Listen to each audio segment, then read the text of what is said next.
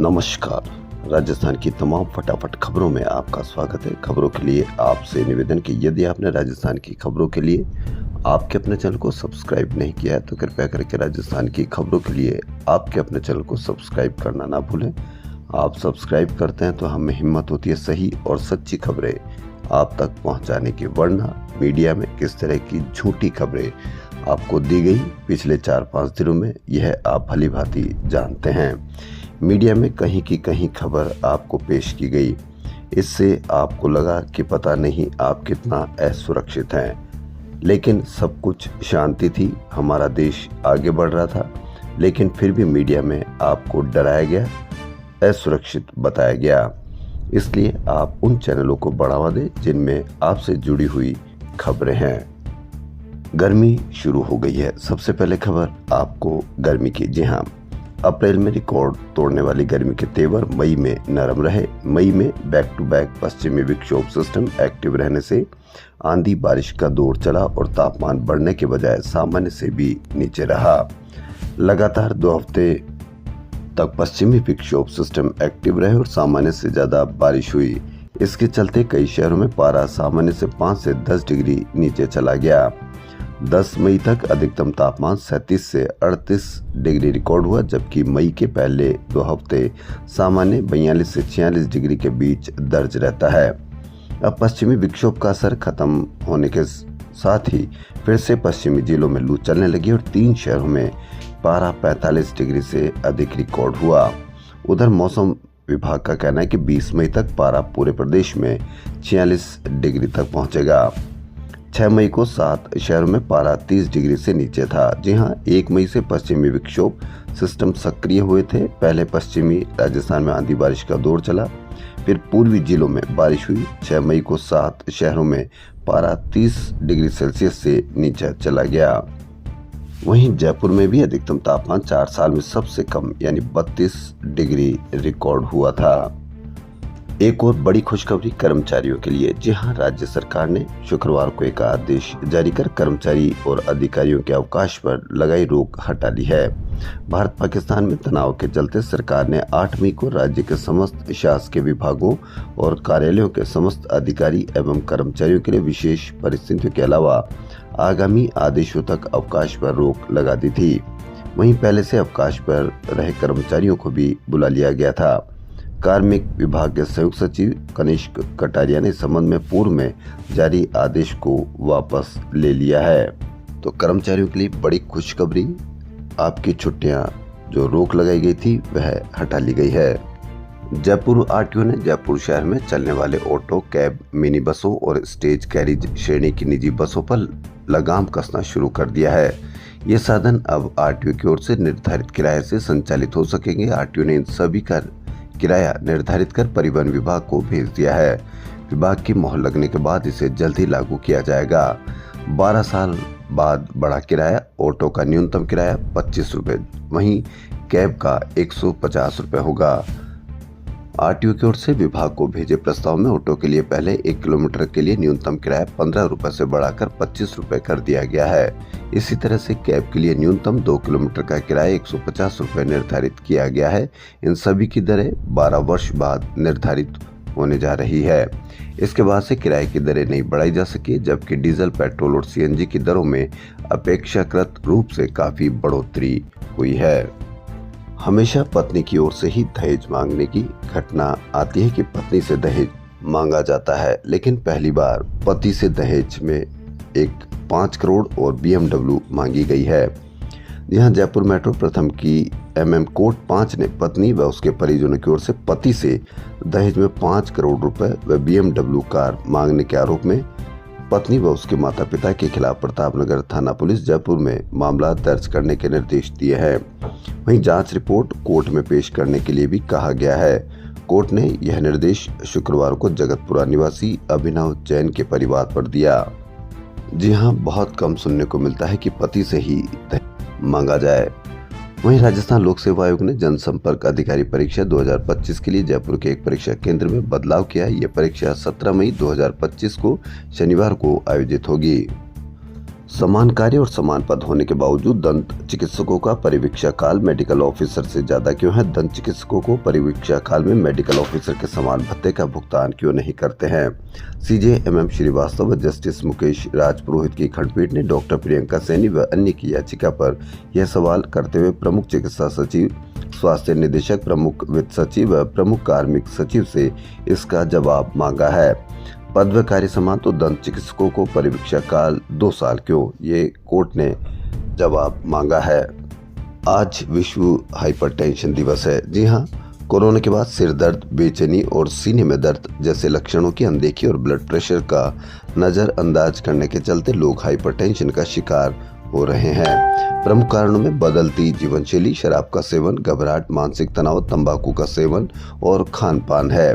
वहीं पढ़ाई का दबाव, प्रतियोगी परीक्षाओं में चयन नहीं होना, डिप्रेशन के चलते सरकारी नौकरी नहीं लगना और पारिवारिक कलह के चलते युवा भी इसकी गिरफ्त में आ रहे हैं।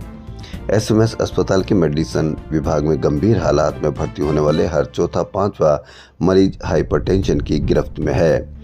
जी हाँ, सीने में दर्द, बेचैनी व BP नजरअंदाज करने से हो रहे हाइपरटेंशन का शिकार युवा या कोई भी व्यक्ति फुल नींद ले, यानी 7 घंटे से अधिक नींद ले, टेंशन कम से कम रखें, क्योंकि यदि आप ईश्वर में विश्वास करते हैं, धर्म में विश्वास करते हैं और यदि आप यह जानते हैं कि पत्ता भी बिना ईश्वर की मर्जी के नहीं हिलता, तो आप कितना भी कुछ कर लें, ईश्वर की मर्जी होगी तभी आप कुछ कर पाएंगे।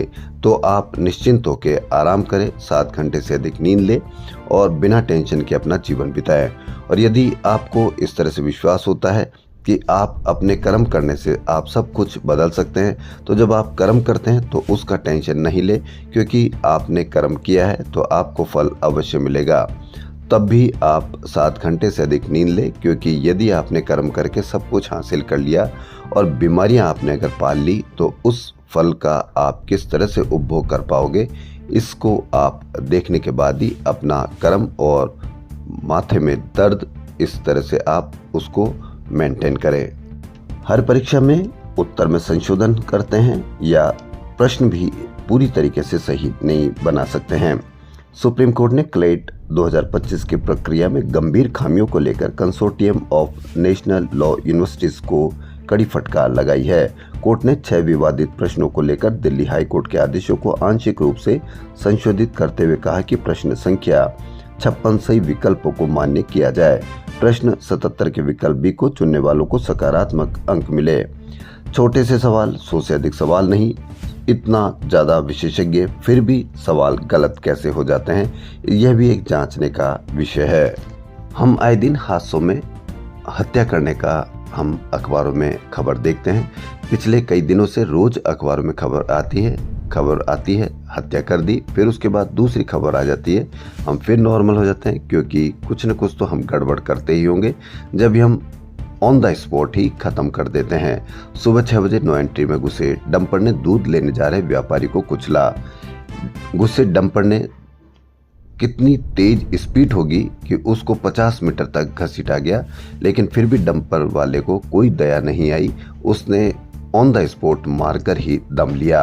उसके खिलाफ कितनी कड़ी से कड़ी कार्रवाई की जानी चाहिए, ताकि हर व्यक्ति को ये लगे यदि उसके साथ हादसा हो गया या उसने हादसा कर दिया तो कितनी बड़ी सजा उसको मिलने जा रही है। लेकिन हम आज इसकी खबर पढ़ेंगे, कल दूसरी खबर पढ़ लेंगे और हम नॉर्मल होते रहेंगे, जबकि हादसे में मरने वाले लोग देश के निवासी होते हैं। जयपुर में अब एंटी नारकोटिक्स टास्क फोर्स के लिए सांगानेर में जमीन आवंटन की गई है। JDA ने एंटी नारकोटिक्स टास्क फोर्स के लिए सांगानेर में जमीन आवंटन करने का फैसला किया है। JDC आनंदी की अध्यक्षता में भूमि एवं संपत्ति निस्तारण समिति की बैठक में कई सरकारी विभागों के दफ्तरों, स्कूलों और STP प्लांट लगाने के लिए अलग अलग जगहों पर जमीन आवंटन का निर्णय किया है। वहीं SMS स्टेडियम को 9 दिन में 7 बार बम से उड़ाने की धमकियां मिल चुकी है, लेकिन मेल भेजने वालों का पता नहीं लग पाया है। अब आरोपियों का पता लगाने के लिए DCP साउथ ने एक टीम को बेंगलुरु भेजा है। हालांकि VPN का उपयोग होने से अब तक साइबर टीम को भी कोई ठोस सुराग नहीं मिल पाया है। पिछले 1 सप्ताह में स्टेडियम को धमकियां मिलने के बाद 4 बार खंगाला जा चुका, लेकिन कोई संदिग्ध वस्तु नहीं मिली। हाई कोर्ट ने स्कूल फीस से जुड़े विवाद मामलों में डिविजनल कमेटी के आदेश की अपील सुनने के लिए रिवीजन कमेटी नहीं बनाए जाने पर शिक्षा सचिव को व्यक्तिगत या वीसी से 19 मई को हाजिर होने के लिए कहा है।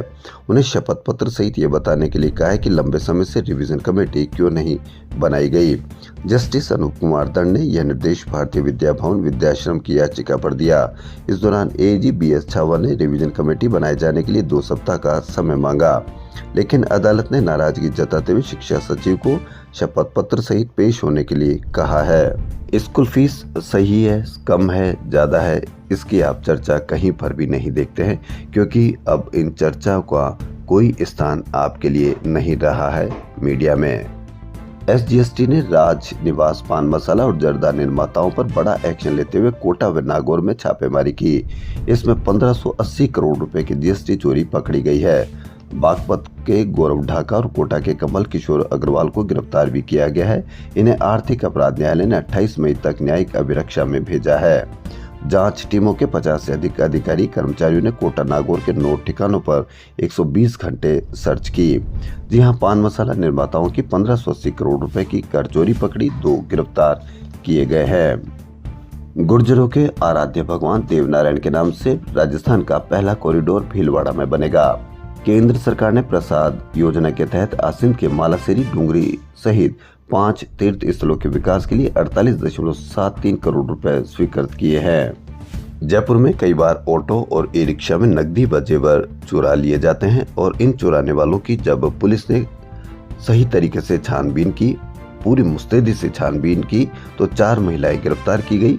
वह गुजरात से आई थी। विधायकपुरी थाना पुलिस ने गुजरात के अंतर्राज्यीय महिला चोर गैंग को गिरफ्तार किया। चारों एक ही परिवार की महिलाएं हैं। ये ऑटो और ई रिक्शा में अकेली महिला सवारी के साथ बैठकर गहने और नकदी चुरा लेती थी। राजस्थान के समस्त विश्वविद्यालयों की स्थगित परीक्षाएं फिर से आयोजित होने लगी है। डॉक्टर भीमराव अंबेडकर विधि विश्वविद्यालय जयपुर से संबद्धता प्राप्त संस्थानों में कुछ जिलों में स्थगित परीक्षाओं का संशोधित टाइम टेबल जारी कर दिया गया है। वहीं राजस्थान के सरकारी एवं निजी कॉलेजों में छात्र छात्राओं को नियमों और पॉलिसी की जानकारी देने के लिए रोड सेफ्टी क्लब का गठन होगा।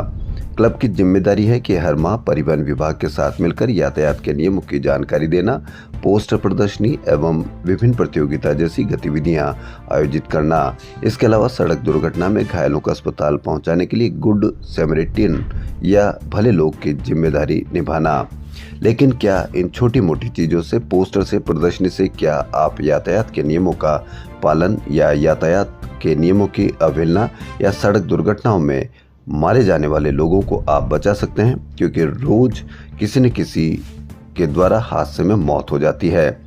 जो मौत या हादसा करते हैं या हत्या करते हैं, उनको ये पता ही नहीं होता कि प्रदर्शनी लगाई जा रही है या किस तरह से तेज चलाने पर उनके खिलाफ कितनी बड़ी कार्रवाई की जा सकती है।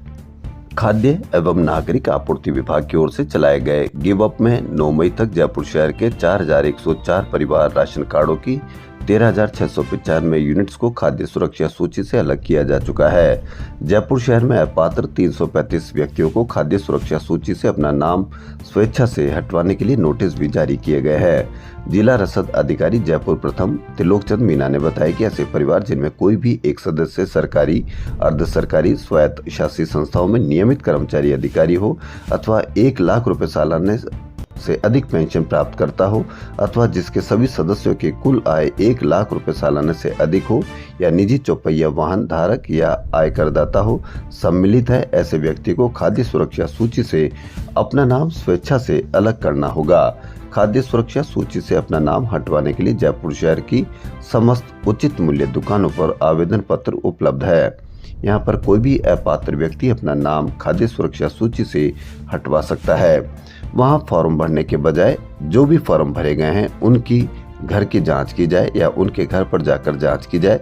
तो एक दिन में अगर 4 व्यक्ति की भी जांच की जाएगी तो पता लगेगा कि पूरे महीने में पूरा शासन प्रशासन, हजारों लाखों जो व्यक्ति दूसरे का अनाज भी खा रहे हैं, उसकी जांच हो सकेगी और देश का बहुत बड़ा एक हिस्सा जो इस तरह की नैतिकता में गिरावट के बाद दूसरे की रोटी भी खा जाते हैं, उनका पता लग सकेगा।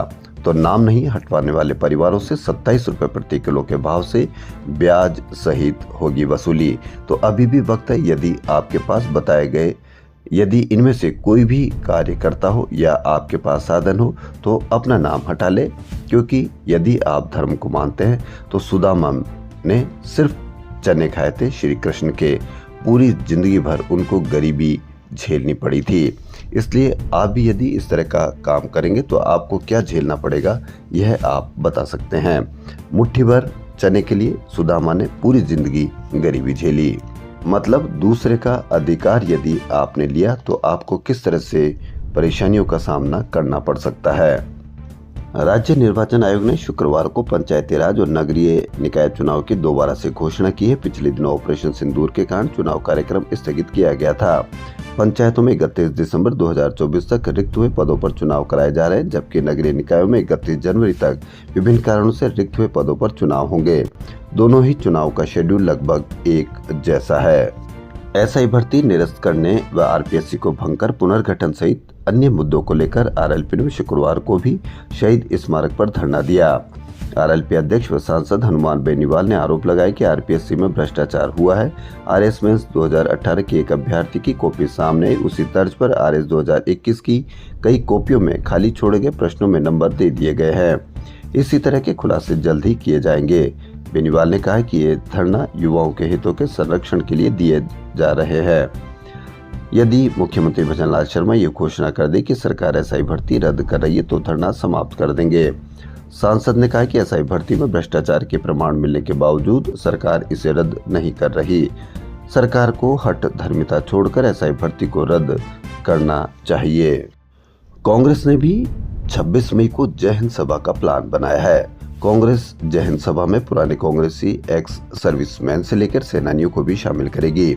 इसी के साथ सेना के सम्मान में कांग्रेस देश भर में जय हिंद सभाओं का आयोजन करेगी। 20 से 30 मई तक 15 राज्यों में जय हिंद सभाएं होगी। कांग्रेस ने आलाकमान के साथ मंथन के बाद राजस्थान में पहली जय हिंद सभा 26 मई को बाड़मेर में रखने का तय किया है। सभा के जरिए कांग्रेस सीज फायर के फैसले में अमेरिकी दखल और भारत सरकार की चुप्पी जैसे मुद्दे भी उठाएगी।